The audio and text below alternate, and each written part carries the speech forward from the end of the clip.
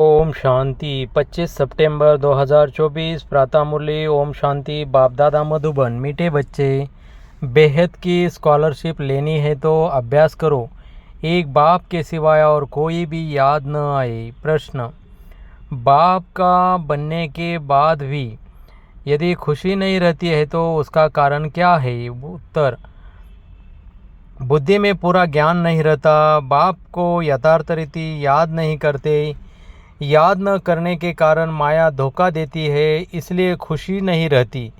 तुम बच्चों की बुद्धि में नशा रहे, बाप हमें विश्व का मालिक बनाते हैं तो सदा उल्लास और खुशी रहे। बाप का जो वर्षा है पवित्रता, सुख और शांति, इसमें फूल बनो तो खुशी रहेगी।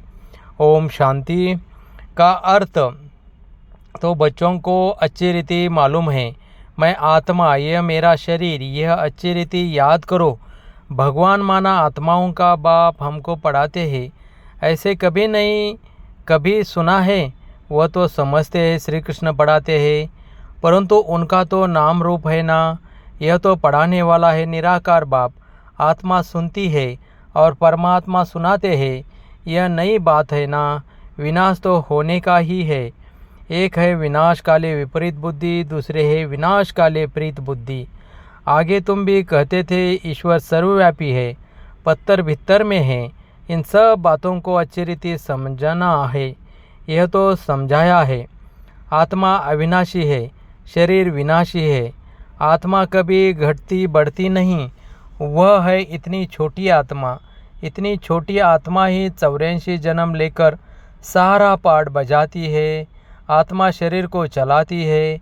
ऊंचते ऊंच बाप पढ़ाते हैं तो ज़रूर मर्तबा भी ऊंच मिलेगा। आत्मा ही पढ़कर मर्तबा पाती है। आत्मा कोई देखी नहीं जाती। बहुत कोशिश करते हैं कि देखे आत्मा कैसी आती है, कहाँ से निकलती है, परंतु मालूम नहीं पड़ता है। करके कोई देख भी तो भी समझ नहीं सकेंगे। यह तो तुम समझते हो, आत्मा ही शरीर में निवास करती है। आत्मा अलग है, जीव अलग है। आत्मा छोटी बड़ी नहीं होती है, जीव छोटे से बड़ा होता है। आत्मा ही पतित और पावन बनती है। आत्मा ही बाप को बुलाती है, हे पतित आत्माओं को पावन बनाने वाले बाबा आओ। यह भी समझाया है। सभी आत्माएं हैं ब्रांड सीताएं, और वह है राम ब्रांड ग्रुप एक। वो लोग फिर सभी को ब्रांड ग्रुप कह देते हैं। अब ब्रांड ग्रुप सब में प्रवेश करे, यह तो हो नहीं सकता। यह बुद्धि में उल्टा ज्ञान होने के कारण ही नीचे गिरते आए हैं।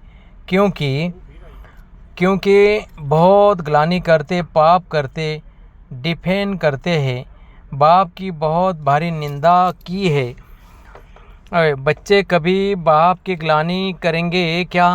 परंतु आजकल बिगड़ते हैं तो बाप को भी ग्लानि देने लगते हैं। यह तो है बेहद का बाप। आत्मा ही बेहद के बाप की ग्लानि करती है। बाबा आप कच्च-मच्च अवतार हो। श्री कृष्ण की भी ग्लानि ही की है। रानियों को भगाया, यह किया, माखन चुराया। अब माखन आदि चुराने की उनको क्या दरकार पड़ी? कितने तमो प्रधान बुद्धि बन पड़े हैं। बाप कहते हैं मैं आकर तुमको पावन बनाने की बहुत सहज युक्ति बताता हूँ। बाप ही पतित पावन सर्वशक्तिमान और अथॉरिटी है। जैसे साधु संत आदि जो भी है उनको शास्त्रों की अथॉरिटी कहते हैं। शंकराचार्य को भी वेदों शास्त्रों आदि की अथॉरिटी कहेंगे। उनका कितना भपका होता है। शिवाचार्य का तो कोई भपका नहीं, इनके साथ कोई पलटन नहीं। यह तो बैठ सभी वेदों शास्त्रों का सार सुनाते हैं। अगर शिव बाबा भपका दिखाए तो पहले इनका ब्रह्मा का भी भपका चाहिए, परंतु नहीं। बाप कहते हैं मैं तो तुम बच्चों का सर्वेंट हूँ। बाप इनमें प्रवेश कर बच्चों को समझाते हैं कि बच्चे तुम पतित बने हो, तुम पावन बन फिर 84 जन्मों के बाद पतित बन गए हो। इनकी ही हिस्ट्री ज्योग्राफी फिर से रिपीट होगी। इन्होंने ही 84 जन्म भोगे हैं, फिर उन्हें ही सतोप्रधान बनने की युक्ति बताते हैं। बाप ही सर्वशक्तिमान हैं। ब्रह्मा द्वारा सभी वेदों शास्त्रों का सार समझाते हैं। चित्रों में ब्रह्मा को शास्त्र दिखाते हैं, परंतु वास्तव में शास्त्रों आदि की बात है नहीं। न बाबा के पास शास्त्र है, न इनके पास, न तुम्हारे पास शास्त्र है। यह तो तुमको नित्य नई नई बातें सुनाते हैं। यह तो जानते हो कि सभी भक्ति मार्ग के शास्त्र है। मैं कोई शास्त्र थोड़ी सुनाता हूँ, मैं तो तुमको मुख से सुनाता हूँ, तुमको राजयोग सिखाता हूँ, जिसका फिर भक्ति मार्ग में नाम गीता रख दिया है। मेरे पास व तुम्हारे पास कोई गीता आदि है क्या? यह तो पढ़ाई है। पढ़ाई में अध्याय श्लोक आदि थोड़े होते हैं। मैं तुम बच्चों को पढ़ाता हूँ, हुबहुब कल्प कल्प ऐसे ही पढ़ाता रहूँगा। कितनी सहज बात समझाता हूँ। अपने को आत्मा समझो। यह शरीर तो मिट्टी हो जाता है, आत्मा अविनाशी है। शरीर तो घड़ी घड़ी जलता रहता है, आत्मा एक शरीर छोड़ दूसरा लेती है। बाप कहते हैं मैं तो एक ही बार आता हूँ। शिवरात्रि मनाते भी है, वास्तव में होना चाहिए शिव जयंती, परंतु जयंती कहने से माता के गर्भ से जन्म हो जाता है, इसलिए शिवरात्रि कह देते हैं। द्वापर कलयुग की रात्र में मेरे को ढूंढते हैं, कहते हैं सर्वव्यापी है, तो तेरे में भी है ना, फिर धक्के क्यों खाते हो? एकदम जैसे देवता से असुरी संप्रदाय के बन जाते हैं। देवताएं कभी शराब पीते हैं क्या? वह आत्माएं फिर गिरी है तो शराब आदि पीने लग पड़ी है। बाप कहते हैं अब इस पुरानी दुनिया का विनाश भी जरूर होना है। पुरानी दुनिया में है अनेक धर्म, नई दुनिया में है एक धर्म। एक से अनेक धर्म हुए हैं, फिर एक ज़रूर होना है। मनुष्य तो कह देते कलयुग में अभी 40,000 वर्ष पड़े हैं। इसी को कहा जाता है घोर अंधियारा। ज्ञान सूर्य प्रकटा, अज्ञान अंधेरे विनाश। मनुष्यों में बहुत अज्ञान है। बाप ज्ञान सूर्य ज्ञान सागर आते हैं तो तुम्हारा भक्ति मार्ग का अज्ञान मिट जाता है। तुम बाप को याद करते करते पवित्र बन जाते हो, खाद निकल जाती है। यह है योग अग्नि। काम अग्नि काला बना देती है, योग अग्नि अर्थात शिव बाबा की याद गोरा बनाती है। श्री कृष्ण का नाम भी रखा है श्याम सुंदर, परंतु अर्थ थोड़े ही समझते हैं। बाप आकर अर्थ समझाते हैं। पहले पहले सतयुग में कितने सुंदर है, आत्मा पवित्र सुंदर है तो शरीर भी पवित्र सुंदर लेती है। वहाँ कितना धन दौलत सब कुछ नया होता है। नई धरनी फिर पुरानी होती है। अब इस पुरानी दुनिया का विनाश जरूर होना है। खूब तैयारियां हो रही है। भारतवासी इतना नहीं समझते हैं जितना वह समझते हैं कि हम अपने कुल का विनाश कर रहे हैं। कोई प्रेरक है, साइंस द्वारा हम अपना ही विनाश लाते हैं। यह भी समझते हैं क्राइस्ट से 3000 वर्ष पहले पैराडाइज था। इन गॉड गॉडेज का राज्य था। भारतीय प्राचीन था। इस राजयोग से लक्ष्मी नारायण ऐसे बने थे। वह राजयोग फिर बाप ही सिखला सकते हैं, सन्यासी सिखला न सके। आजकल कितनी ठगी लगी पड़ी है। बाहर में जाकर कहते हैं हम भारत का प्राचीन योग सिखलाते हैं और फिर कहते हैं अंडा खाओ, शराब आदि भले पियो, कुछ भी करो। अब वह कैसे राजयोग सिखला सकेंगे? मनुष्य को देवता कैसे बनाएंगे? बाप समझाते हैं आत्मा कितनी ऊंच है, फिर पुनर्जन्म लेते लेते सतोप्रधान से तमोप्रधान बन जाती है। अब तुम फिर से स्वर्ग की स्थापना कर रहे हो, वहाँ दूसरा कोई धर्म होता ही नहीं। अब आप कहते हैं नरक का विनाश तो ज़रूर होना है। यहाँ तक जो आए हैं वह फिर स्वर्ग में ज़रूर जाएंगे। शिव बाबा का थोड़ा भी ज्ञान सुना तो स्वर्ग में जाएंगे ज़रूर। फिर जितना पढ़ेंगे, बाप को याद करेंगे, उतना ऊंच पद पाएंगे। अभी विनाश काल तो सबके लिए है। विनाश काले प्रीत बुद्धि जो है सिवाय बाप के और कोई को याद नहीं करते हैं, वह ऊंच पद पाते हैं। इसी को कहा जाता है भेद की स्कॉलरशिप। इसमें तो रेस करनी चाहिए। यह है ईश्वरीय लॉटरी। एक तो याद, दूसरा दैवी गुण धारण करने हैं और राजा रानी बनना है तो प्रजा भी बनानी है। कोई बहुत प्रजा बनाते हैं, कोई कम प्रजा बनती है सर्विस से। म्यूजियम, प्रदर्शनी आदि में ढेर प्रजा बनती है। इस समय तुम पढ़ रहे हो, फिर सूर्यवंशी चंद्रवंशी डिनाइस्टी में चले जाएंगे। यह है तुम ब्राह्मणों का कुल। बाप ब्राह्मण कुल एडॉप्ट कर उनको पढ़ाते हैं। बाप कहते हैं मैं एक कुल और 2 डिनाइस्टी बनाता हूँ। सूर्यवंशी महाराजा महारानी, चंद्रवंशी राजा रानी, इन्हों को कहेंगे डबल सिरताज। फिर बाद में जब विकारी राजाएं होते हैं तो उनको लाइट का ताज नहीं होता। उन डबल ताज वालों के मंदिर बनाकर उनको पूजते हैं, पवित्र के आगे माथा टेकते हैं। सतयुग में यह बातें होती नहीं। वह है ही पावन दुनिया, वहाँ पतित होते नहीं।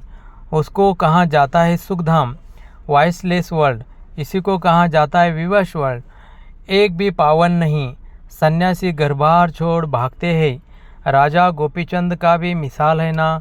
तुम जानते हो कोई भी मनुष्य एक दो को गति सदगति दे नहीं सकते। सर्व का सदगति दाता मैं ही हूँ। मैं आकर सबको पावन बनाता हूँ। एक तो पवित्र बन शांतिधाम चले जाएंगे और दूसरे पवित्र बन सुखधाम में जाएंगे। यह है अपवित्र दुखधाम। सतयुग में बीमारी आदि कुछ भी होती नहीं। तुम उस सुखधाम के मालिक थे, फिर रावण राज्य में दुखधाम के मालिक बने हो। बाप कहते हैं कल्प कल्प तुम मेरी श्रीमत पर स्वर्ग स्थापन करते हो, नई दुनिया का राज्य लेते हो, फिर पतित नरकवासी बनते हो। देवता ही फिर विकारी बन जाते हैं, वाम मार्ग में गिरते हैं। मीठे मीठे बच्चों को बाप ने आकर परिचय दिया है कि मैं एक ही बार पुरुषोत्तम संगम युग पर आता हूँ। मैं युगे युगे तो आता ही नहीं हूँ, कल्प के संगम युगे आता हूँ, न कि युगे युगे। कल्प के संगम युग पर क्यों आता हूँ? क्योंकि नरक को स्वर्ग बनाता हूँ। हर 5000 वर्ष बाद आता हूँ। कई बच्चे लिखते हैं बाबा हमको खुशी नहीं रहती है, उल्लास नहीं रहता है। अरे बाप तुमको विश्व का मालिक बनाते हैं, ऐसे बाप को याद कर तुमको खुशी नहीं रहती है? तुम पूरा याद नहीं करते हो तब खुशी नहीं ठहरती है। पति को याद करते खुशी होती है। जो पतित बनाते हैं और बाप जो डबल सिरताज बनाते हैं उनको याद करके खुशी नहीं होती है। बाप के बच्चे बने हो फिर भी कहते हो खुशी नहीं। पूरा ज्ञान बुद्धि में नहीं है, याद नहीं करते हो, इसलिए माया धोखा देती है। बच्चों को कितना अच्छे रीति समझाते हैं, कल्प कल्प समझाते हैं। आत्माएं जो पत्थर बुद्धि बन पड़ी है उनको पारस बुद्धि बनाता हूँ। नॉलेजफुल बाप ही आकर नॉलेज देते हैं। वह हर बात में फुल है, प्यूरिटी में फुल, प्यार में फुल, ज्ञान का सागर, सुख का सागर, प्यार का सागर है ना। ऐसे बाप से तुमको यह वर्षा मिलता है। ऐसा बनने के लिए ही तुम आते हो। बाकी वह सत्संग आदि तो सब है भक्ति मार्ग के, उनमें एम ऑब्जेक्ट कुछ भी है नहीं। इसको तो गीता पाठशाला कहा जाता है, वेद पाठशाला नहीं होती। गीता से नर से नारायण बनते हो, ज़रूर बाप ही बनाएंगे ना। मनुष्य मनुष्य को देवता बना न सके। बाप बार बार बच्चों को समझाते हैं, बच्चे अपने को आत्मा समझो, तुम कोई देह थोड़ी हो। आत्मा कहती है मैं एक देह छोड़ दूसरी लेती हूँ। अच्छा, मीठे मीठे सिकलदे बच्चों प्रति माता पिता बाप दादा का याद प्यार और गुड मॉर्निंग। रूहानी बाप की रूहानी बच्चों को नमस्ते। धारणा के लिए मुख्य सार। फर्स्ट, जैसे शिव बाबा का कोई भपका नहीं, सर्वेंट बन बच्चों को पढ़ाने के लिए आए हैं, ऐसे बाप समान अथॉरिटी होते हुए भी निरंकारी रहना है। पावन बनकर पावन बनाने की सेवा करनी है। 2, विनाश काल के समय ईश्वरीय लॉटरी लेने के लिए प्रीत बुद्धि बन याद में रहने व दैवी गुण को धारण करने की रेस करनी है। वरदान, शुद्ध संकल्पों के घेराव द्वारा सेफ्टी का अनुभव करने और कराने वाले शक्तिशाली आत्मा भव। शक्तिशाली आत्मा वह है जो दृढ़ता की शक्ति द्वारा सेकंड से भी कम समय में व्यर्थ को समाप्त कर दे। शुद्ध संकल्प की शक्ति को पहचानो। एक शुद्ध व शक्तिशाली संकल्प बहुत कमाल कर सकता है। सिर्फ कोई भी दृढ़ संकल्प करो तो दृढ़ता सफलता को लाएगी। सबके लिए शुद्ध संकल्पों का बंधन घेराव ऐसा बांधो, जो कोई थोड़ा कमज़ोर भी हो उनके लिए भी यह घेराव एक छत्र छाया बन जाए, सेफ्टी का साधन व किला बन जाए। स्लोगन: सबसे श्रेष्ठ भाग्य उनका है जिन्हें डायरेक्ट भगवान द्वारा पालना, पढ़ाई और श्रेष्ठ जीवन की श्रीमत मिलती है। ओम शांति।